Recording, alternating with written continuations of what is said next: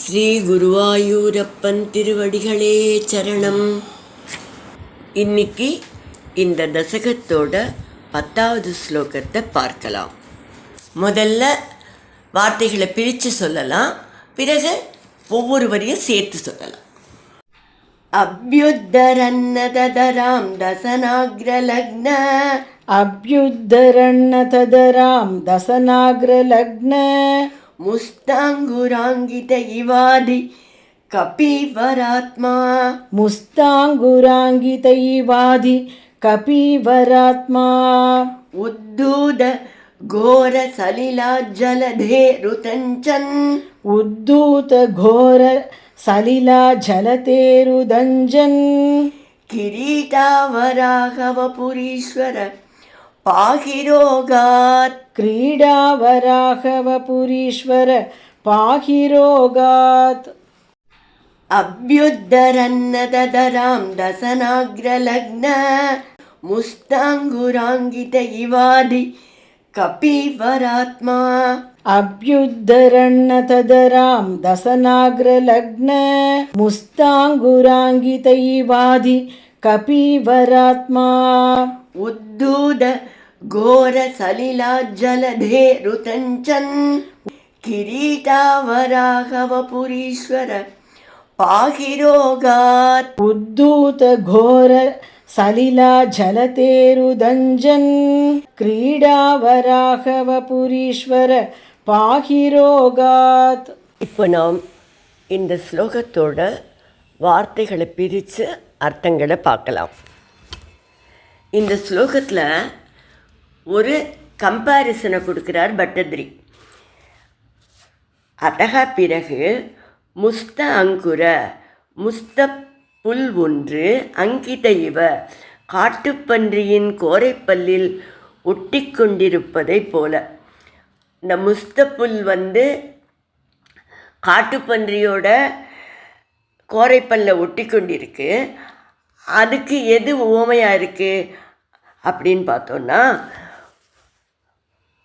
தசன அக்ரநக்ன உங்களின் தந்தங்களில் தராம் பூமியை வைத்துக்கொண்டு அப்யுத்தரன் உயரை எடுத்துக்கொண்டு நீங்கள் வந்தீர்கள் இல்லையா, அது மாதிரி இருந்தது.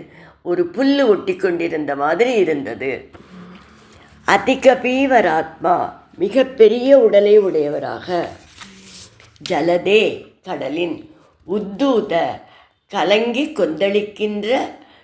கொந்தளிக்கின்ற கோர சலிலாத்து பயங்கரமான வெள்ளத்திலிருந்து, உதஞ்சன் மேலே எழுந்து வந்த அந்த மாதிரி நீங்கள் மேலே எழுந்து வந்தீர்களே, கிரீட்டா வராக வப்புகு அப்படி விளையாட்டாக பன்றி உருக்கொண்ட ஈஸ்வர பகவானே, ரோகாத்து பாகி என்னை நோய்களிலிருந்து காப்பாற்றுங்கள். இப்போது இந்த ஸ்லோகத்தை முழுவதுமாக பாராயணம் பண்ணி இதோட முழு அர்த்தத்தையும் பார்க்கலாம்.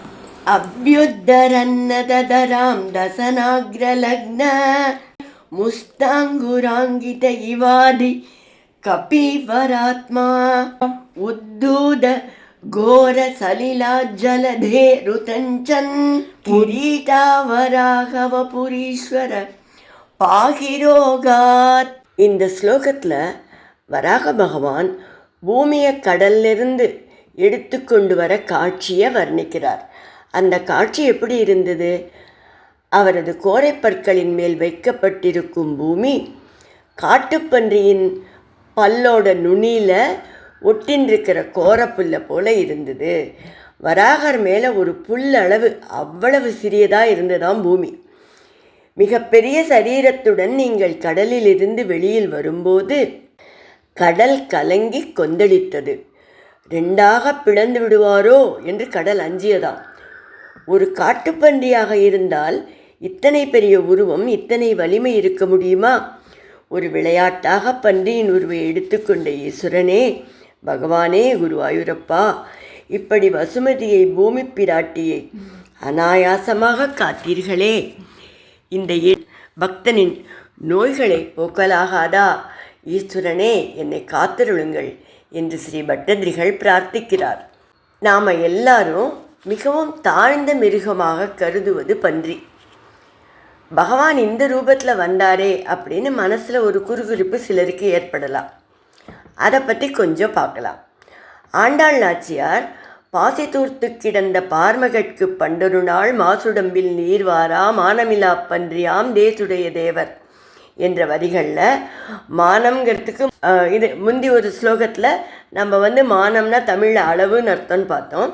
இன்னொரு அர்த்தம் என்னன்னா மானமில்லா பன்றி என்பதற்கு அபிமானம் கர்வம் இல்லாத அப்படிங்கிற ஒரு பொருள் இருக்குது. நான் சர்வேஸ்வரன், பன்றி வடிவம் கீழ்த்தரமானது என்று அவர் நினைக்கவில்லை. பூமி பிராட்டி தன் பக்தியை காக்க வேண்டும் என்பதற்காக அவர் சகதிக்கடலில் இறங்கி தன் உடல் மாசுபட அழுக்கு உடம்போடு பாசி படர்ந்து இருந்த பூமி தேவியை தூக்கி கொண்டு வந்தார் என்று சொல்லிவிட்டு ஆண்டாள் அவரை தேசுடைய தேவர் என்று கூறுகிறாள். தேஜசுடன் ஒப்பற்ற ஒளியுடன் திகழ்ந்தார் என்று கூறுகிறாள். பெரிய மலையைப் போல இருந்த அவர் தன் கூரிய தண்டங்களில் அவளை மென்மையாக தாங்கி வந்தார். மலைகளுடன் கூடிய பூமியை வராக பகவான் தனது தண்டங்களால் தாங்கிய காட்சி எப்படி இருந்தது? மத கஜேந்திரஸ்ய சபத்ர பத்மினி, இலைகளுடன் கூடிய தாமரை மலரை மதம் கொண்ட யானை தனது துதிக்கையினால் தூக்கி கொண்டு நீரிலிருந்து வெளிவருவதைப் போல இருந்தது என்று பாகவதம் கூறுகிறது. பூமி அதை பூ போல ஏந்தி கொண்டு வந்தார். அந்த இலைகள்லாம் இருக்குது பாருங்க, அது என்னவாம் பாகவதம் சொல்கிறது? பூமியில் இருக்கிற மலைகளாம். அந்த மலைகளோடு சேர்த்து அவ்வளவு பெரிய பூமியை அப்படியே முழு பூமி கோலத்தை தூக்கி கொண்டு வந்திருக்கார் பகவான். அதை எவ்வளவு மென்மையாக தூக்கி கொண்டு வந்திருக்காருங்கிறதுலேருந்து அவரோட காருண்யம் சௌலபியம் எத்தனை உயர்ந்ததுன்னு நமக்கு புரிகிறது. மேலும் பன்றி உருக்கொண்டாலும் அவர் ஈஸ்வரனே நாராயணனே என்பதற்கும் விளக்கம் இருக்கு. பாகவத ஸ்லோகம் வராக பகவானை பகவான் மகீத்ரக என்று வர்ணிக்கிறது. இதன் பொருள் பெரிய மலை போன்றவர் என்பது ஒன்று, அடுத்தது பூமியின் காவலர் என்பது இன்னொன்று. அவர் உடல் இமயமலை போல பெரிதாகவும் வலிமையுடன் இருந்தது.